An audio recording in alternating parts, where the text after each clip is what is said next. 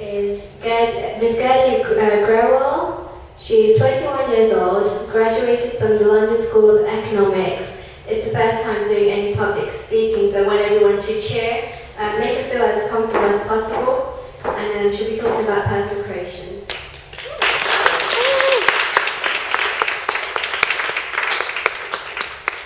Hello. Okay. I'm going to begin with a quote, which it took me a while to understand, but I think was something which, when I did understand it, really changed my life. It's by Neil Donald Walsh, and you'll see his works.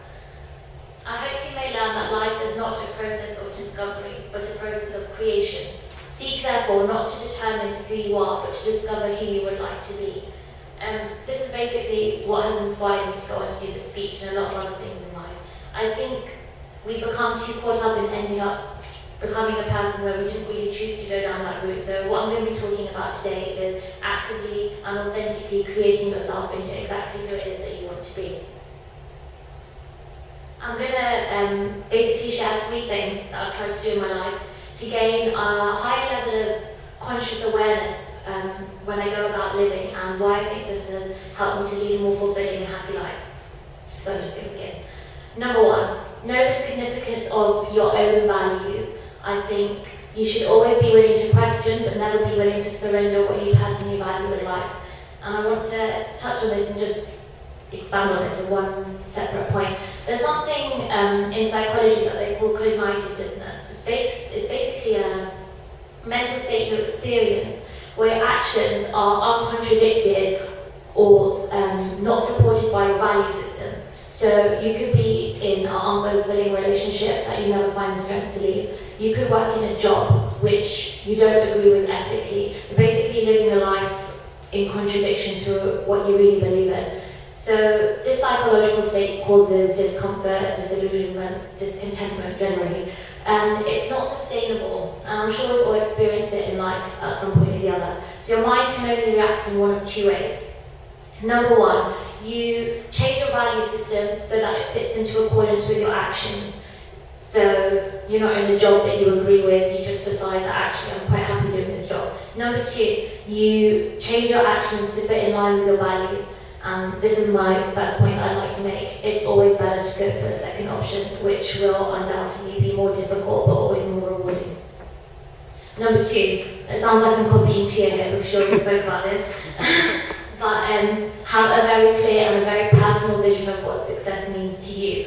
There's going to be a lot of people in life that will label you as successful or unsuccessful. Not just society, our own family, friends, parents have conditions on what they think makes us successful. But if you want to be authentic in creating who you are, if you want to look back on your life and feel that you are happy with the person you molded yourself into, you have to start questioning what you're told to aspire to. So you might end up successful in life, but only as the product of somebody else's idea. And I'm sure at one point in life we've all followed this with other people, and it's really unsatisfying experience.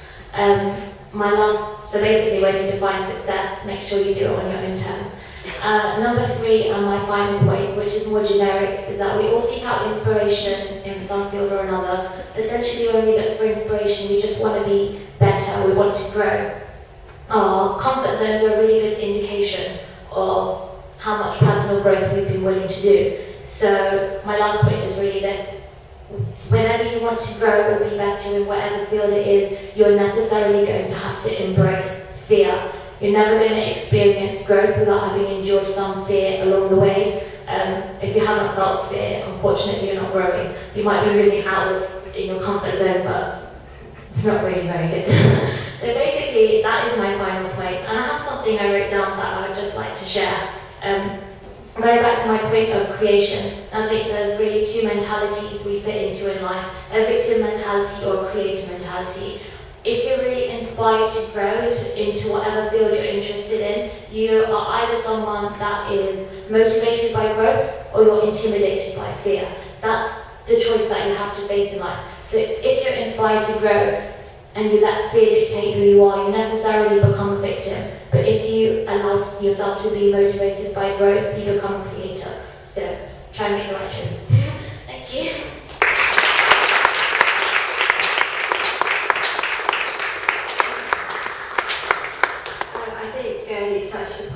an amazing point there. Motivated by growth or intimidated by fear. I think many times in our lives we must have felt intimidated by fear, but by removing fear, you do motivate yourself to achieve that growth. So it works so hand in hand. I think fear is just as important to be successful. So finally, for our next set, it's Mr. Sandeep Sidhu.